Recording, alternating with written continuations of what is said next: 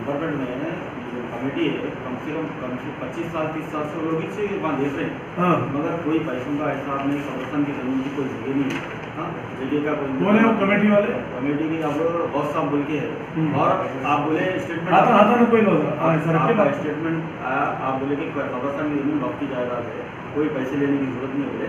लिहाजा मैंने स्लिप ली है, इसके अंदर मैं डेट के साथ डाला, पैसे भी वसूल कर रहे हैं। चलो कंप्लेंट दे रहे उसके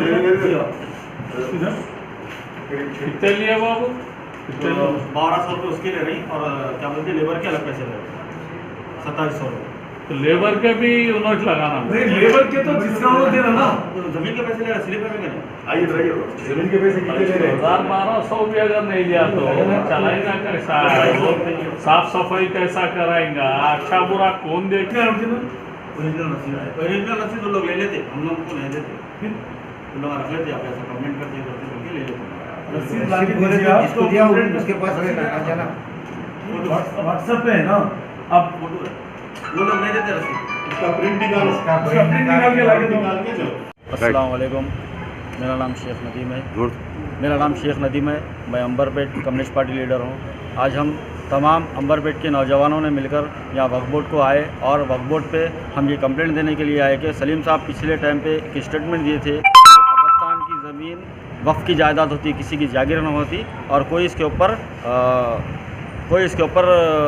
कोई किसी के ऊपर सख्ती नहीं कर सकती, ये वक्फ की जायदाद है बोल के ये सलीम साहब का बयान था। आज हम सलीम साहब करें आए अंबरपेट के कब्रिस्तान, जो कादरीबाग में कब्रिस्तान है, उसके अंदर 1200 रुपये जगह के कलेक्ट कर रहे हैं, और खोदने के लिए पत्थर के लिए अलग 2700 रुपीज़ कलेक्ट कर रही। तो सलीम साहब को आकर हम यही बात बोले कि सलीम साहब, आप बोलने के बावजूद भी ये लोग ऐसा वसूल कर रहे हैं कि उनको इख्तियारात कौन दिए ये पैसे वसूल करने के। हम ये बात बोले तो बाजुक से सलीम साहब को जब मेमोरेंडम देते खुद बोले, हम ये बात तो उनके बाजुक कोई बैठे हुए थे, कोई ऑफिसर थे, उन्होंने बोले अगर 1200 रुपये जगह के पैसे नहीं लिए तो मेंबर वक्फ बोर्ड के मेंबर है, उन्होंने बोर्ड मेंबर है, अगर पैसे अगर वसूल नहीं करेंगे, पैसे नहीं लेंगे तो वक्फ बोर्ड कैसा चलेगा, मेंटेनेंस कैसा करेंगे बोल के बोले, उन्होंने मुतवल्लीशिप कैसा चलेंगी बोल के बोले। तो सलीम साहब जो स्टेटमेंट दिए ज़मीन के पैसे वसूल नहीं करना बोल के, तो ये क्या झूठा स्टेटमेंट था क्या?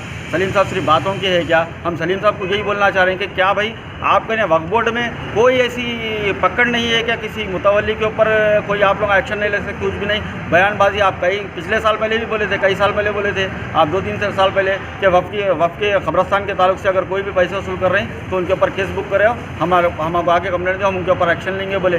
पिछले टाइम भी बोले, आप ये टाइम भी बोले, मगर आपके साथ बैठने वाले बोल रहे हैं कि पैसे नहीं लिए तो मुतवल्लीशिप कैसा चलेंगी बोल के। लिहाजा सिर्फ आप लोग बातों के, काम के कुछ नहीं है, ये बात हम लोग को आज मालूम हो गया, सलीम साहब सिर्फ बातों के है बोल के। लिहाजा हम केसीआर साहब से यही बोलना चाह रहे हैं कि इससे पहले केटीआर साहब अंबरपेट में इलेक्शन के टाइम पे आए थे, आके बोले कि अंबरपेट की आवाम के लिए हम कब्रिस्तान अलॉटमेंट करेंगे बोल के बोले। लिहाजा अब तक कुछ नहीं हुआ। हम एमएलए कालर वेंकटेश और केटीआर साहब को यही बोलना है, खबरदार, अगर आप लोग अंबरपेट की आवाम को अगर ऐसी झूठे अगर वादों में रखेंगे तो खामोश बैठने वाली नहीं है आवाम, क्योंकि आने वाले टाइम पे हम ये मूवमेंट को आगे बढ़ाएंगे। आज वक्फ बोर्ड आए तो कल सेक्रेटरीट आएंगे, बाद में प्रगति भवन जाके धूम धड़ाका करेंगे, जेल को जाने में भी हम डरेंगे नहीं। लिहाजा हम ये बात बोल रहे हैं। और कमेटी की तकरीबन जो अंबरपेट की कमेटी है वो लोग 25 साल से कोई हिसाब नहीं है, वो हिसाब किताब उनसे लेना और ये कमेटी डायरेक्ट मैनेजमेंट में लेना, बल्कि अंबरपेट की आवाम की तरफ से ये आप लोगों को डिसीजन है।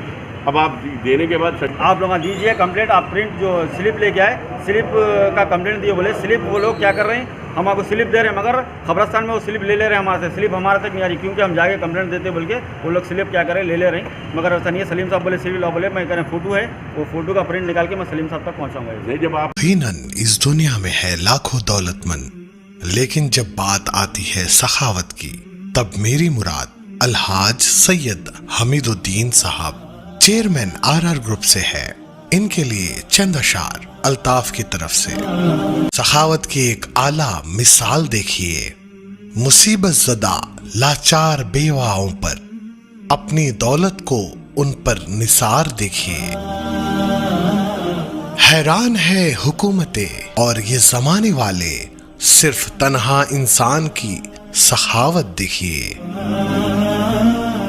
देता है ये ईमान मशवरा, ए अल्ताफ